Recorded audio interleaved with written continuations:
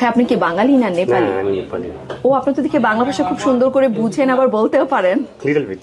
শিখছেন কিভাবে? এখন অনেক গেস্ট আচ্ছা আচ্ছা, তাহলে এটা মনে হয় বাংলাদেশিদের মধ্যে অনেক পপুলার, নাই হোটেলটা? ফাইনালি আমি নেপালে চলে আসি and right now I mean Kathmandu airport. So নেপালে অনেক ভিডিও বানাইতে হবে, নেপাল এক্সপ্লোর করতে হবে, বাট তার আগে আমার একটা হোটেলে চেক ইন করতে হবে। আর যেহেতু আমি কালকে পোখরায় চলে যাচ্ছি, so I was opting for an affordable hotel. So আমি আজকে যে হোটেলে যাচ্ছি সেটার নাম হচ্ছে হোটেল ঢাকা এক্সপ্রেস। এটা হচ্ছে কাঠমান্ডুর থামেলে। So let's check in. তাদের এখানে বিভিন্ন ক্যাটাগরির রুম আছে। একজনের জন্য ট্যারিফ হচ্ছে 2000, দুইজনের জন্য 2500, আর তিনজনের জন্য 3000। ইউজুয়ালি যেটা হয় যে আমাদের দেশে যেহেতু অনেক দেশের এম্বাসি নাই, ওগুলো আবার নেপালে আছে, সো যারা ভিসার পারপাসে নেপালে যাচ্ছেন তাদের জন্য কিন্তু this is an excellent choice. এই হোটেলে কিন্তু একটা রেস্টুরেন্ট আছে যেটা নাম হচ্ছে ঢাকা রেস্টুরেন্ট। তাদের এখানে কিন্তু একদম অথেন্টিক বাংলাদেশি খাবার পাওয়া যায়। আচ্ছা ভাই, আমি হচ্ছে বেসিক্যালি কালকে পোখরা যাচ্ছি, আপনারা বোধহয় বাসের টিকিটটা করে দেন, রাইট? আচ্ছা, what about site seeing, guide, tour, এগুলো কি আপনাদের ইনক্লুডেড, রাইট?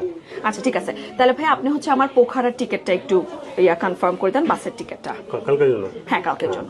আপনারা যদি নেপালে কাঠমান্ডুতে এসে একদম একটা অ্যাফোর্ডেবল হোটেলে থাকতে চান, সেক্ষেত্রে ইউ ক্যান ডেফিনেটলি অপ ফর হোটেল ঢাকা এক্সপ্রেস। এটা হচ্ছে নেপাল কাঠমান্ডুর থামেলে মুসলিম টোল যেটা আছে সেখানে।